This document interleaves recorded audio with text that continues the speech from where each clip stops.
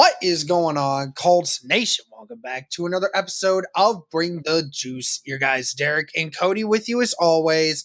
And guys, we wanted to talk real quick about what this injury to Samson Ebukam is going to mean for this Colts defense. I talked a little bit about the video about him and his injury. If you want to check that out, my live reaction to it, be sure to go check that out right now.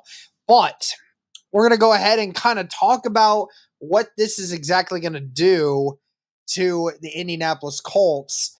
Cody, I mean, no doubt that this is a big loss for the Indianapolis Colts. I mean, people will make a spectacle of Ebukam and say, he really wasn't all that great last year. But I mean, even if he wasn't a world beater like some of the top edge guys are, still losing your number one edge guy at any point, regardless of their production, is still going to be a big loss for you. Yeah, no doubt in my mind. I mean, Ebukam, like we said, he's not like one of the top 10 pass rushers in the NFL, but he still was a very solid signing by Chris Ballard. I mean, definitely an upgrade from Yannick Ngakoue in that sense. And it wasn't just that he could get after the quarterback, but he could do a lot, in both the run and pass department. So definitely a big loss, a guy that can be a 3-down player like Ebukam. I mean, definitely a major loss for the Colts, no doubt about that. And yeah, you're definitely going to miss him. I mean, he was half a sack away from 10 on the season. So, while he wasn't anything crazy when it came to getting after the quarterback, and I know he had his share of inconsistencies at time too, it was a loss though. It was a noticeable loss, and the Colts will definitely feel it. You can't just, manufacture 10 sacks out of the air, each year. So, I mean, he's definitely a guy that's going to be missed for sure. I guess the good news is he's still going to be under contract for next year, so you're going to have him for at least one more season, and he'll have a chance to prove himself. But, yeah, it definitely stinks. It's like Ebukam wasn't like the greatest defensive player, but I think he was a very underrated piece of this Colts defense that we don't necessarily talk about a lot, right? We talk about DeForest Buckner. You talk about Laiatu Latu. You talk about Zaire Franklin, Kenny Moore, some of those other guys, but you never really mentioned Samson Ebukam. And I think he was just the guy that quietly came in and performed very well in the time that he was given last year. And you were kind of curious, what would year 2 look like for him? And now here you are. Unfortunately, he's not going to be able to do anything. So a big bummer there. But Derek, it's interesting because you said I don't think people necessarily think this is, he was that great of a player. I've seen it on the flip side where people say this season's over. Like I've seen those sorts of comments on, their reaction. I'm like, hang on a second. And this is why we're making this video, because for those of you who are on the other side where you say we're screwed, right, on the defensive side of things, this is where I think it makes Chris Ballard, honestly, for what he did this offseason on this defensive line, it makes him look a lot smarter when it comes to that, right? Because obviously we know the depth the Colts have on their defensive line. And Derek, they have multiple guys who I think if they were asked to start, one of these 3 guys that we're going to talk about will likely have the lion's share of snaps this year. But whoever it is, I think you feel relatively confident that that player is going to go and, while maybe they won't have necessarily the production that Ebukam have, I mean, they still could, but they're going to be a really solid to really good player this year for the Colts. I think the 3 guys, Derek, that I have in mind, and if you have somebody else that I'm not thinking about, let me know. But I think the 3 guys that will be tasked to replace Ebukam this season will be obviously Laiatu Latu, because you drafted him 15th overall. You have, Taekwon Lewis, and you have Dayo Adengbo. Now, Taekwon Lewis filled in after he went down on Sunday. So right now I would project Taekwon Lewis, but again, things can change really quickly. But I think one of those 3 guys is going to be that primary starter opposite Kwity Paye this year. I guess the big question is, who's it going to be, right? So what are your thoughts kind of on this defensive end position right now for the Colts, the remaining guys that they have, and really the 3, I think, potential candidates to really be the 3 guys that are going to try to help cushion the blow a little bit from this news? Yeah, it all comes down to which guys are going to help to make up for some of the sack production that you had with Samson Ebukam. So, I mean, with Ebukam, who gets around 10 sacks, where are those 10 sacks are going to come from, right? We can hope that maybe Tyquan Lewis gets a few more snaps. Maybe he gets one or two extra sacks. Dio Dangbo hopefully gets another few chances. Maybe he gets an extra sack or two. Kwity Paye this year, we're hoping to see him. We talked about in another video just recently about whether or not, this guy has, made a lot of changes. He's been he's been working out more. He's been in better shape. He's, doing all these things that are getting noticed. Does he up his sack total? And then, like you said, with Latu now has a more of an opportunity now, Cody, to get more of those snaps now. Because I think the starters that you're going to see now are going to be Latu and Kwity Paye now on the edges. I don't really know how it really goes any other way. I mean, I think Odangbo might get a chance to have a few snaps every once in a while to start. And like you said, I wouldn't even put it past the idea that Tyquan Lewis might also start a few games. I could see that being the case. But does the defensive line help make up for the 10 sacks that we're going to miss from Ebukam? That's going to be the big question.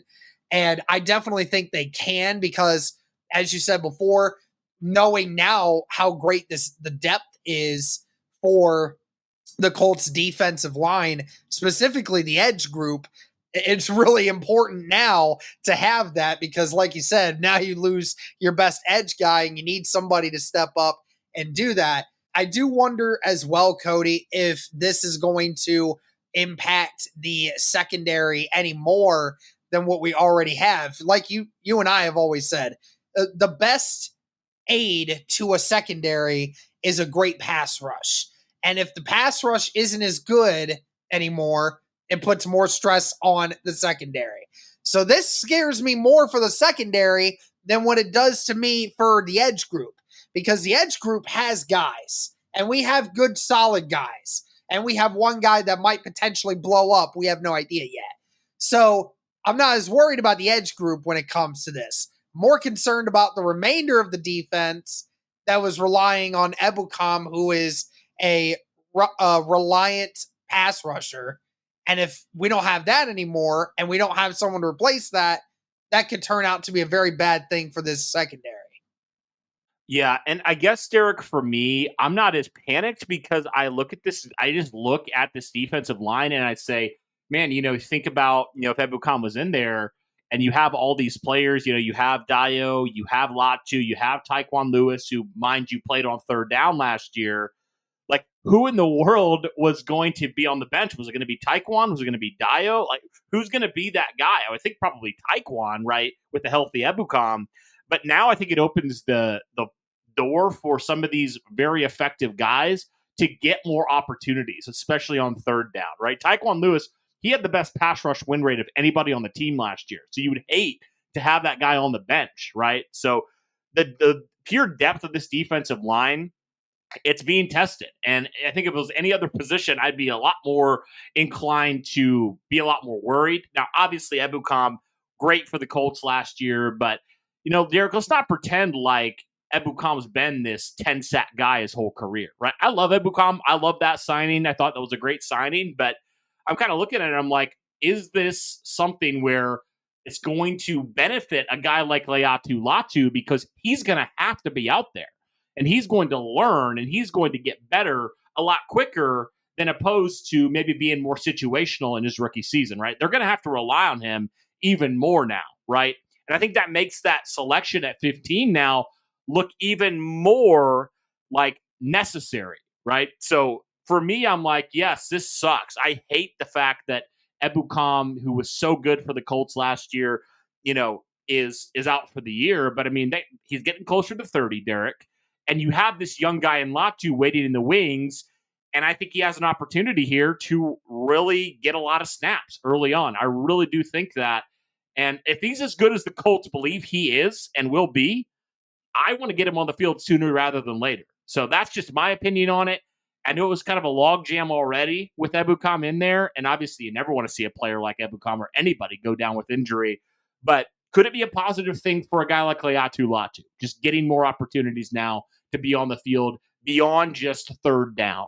That's what I'm wondering about a guy like Latu, because I would hate to pick the guy first in the draft and then just have him be a situational pass rusher. I want him to be in there, for a lot of the defensive snaps this year. So I don't know. I guess it kind of depends how you view it. But I mean, Derek, you have him, you have Dio, like two young guys right there that I think just need more opportunities and more snaps. And if they get those, I think you're going to see some really good things. And, we could very well, Derek, in 5-6 months be looking at this and be like, wow, like we have some really good young guys.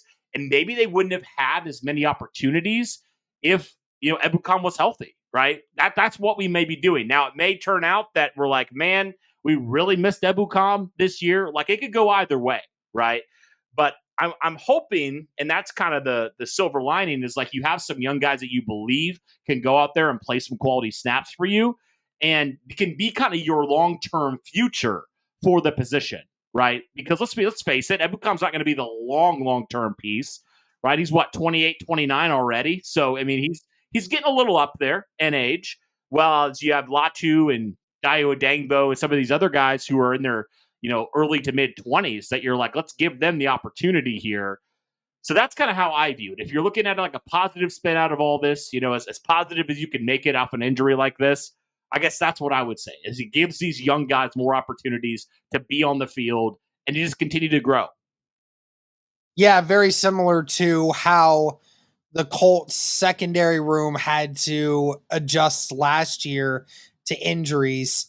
It's basically what you're about to get with Laiatu Latu. I mean, he's kind of being forced into the situation. Obviously, I think he'll be ready for it, and I think he really loves that he's going to get the opportunity. But like you said, I mean, the Colts definitely were wanting to have a plan with him, but now that plan's going to have to change because Or be you accelerated a lose little bit. and It might change just it be a a little start bit. accelerated. And, Yeah. I mean, and that's kind of how it has to be now because, you lose one guy and that's just an unfortunate part of how games work and how teams work and how the NFL works. So it is what it Yeah. is. It'll definitely be interesting to see how that changes for Latu and for everyone else. See who all else gets the snaps. Like you said, Ebukam is still going to be in that last year of his contract next year. So the Colts will still have him under contract for another year and they'll decide what to do with him then. But I will say this for anyone that is going to ask the question of will the Indianapolis Colts make a move in free agency to try and fix this? And I will tell you right now, there is not a single edge rusher available that could possibly fix losing Ebukam. I'm just going to say that right now. There's no one left out there right now that is going to have the potential to get you 10 sacks a game or 10 sacks a season. Because if that were the case, they're already taken by now. I promise you. Right. And unlike the safety room, for example, like why stunt the growth of your literal rookie stud potential pass rusher, right? You have allocated a ton of resources into the defensive end position. So I'm not wanting to sign a veteran at this point to stunt any of these young guys' growth. I want them to grow. I want them to learn and continue to get better as, their careers go on. So I am totally on board of like, hey, play these guys, play Lewis, play Dio, play Latu, play all these guys because like they need to grow, they need to be on the field. And if you sign a veteran, like, are you stunting their growth in certain ways? And I don't want to do that because Dio's going to be looking for a new contract coming up. Taekwon, you signed him for a couple more years. And then you got to just see what you have with Latu as you're evaluating the position next year and you're looking at the long-term future of this team at the defensive end position, who are the guys that are some of your foundational guys you're building on, right? And I think these two guys, especially in Dio and Latu, have the chance to be some of those foundational pieces if they can break out this year, especially for obviously Dio going into that contract year.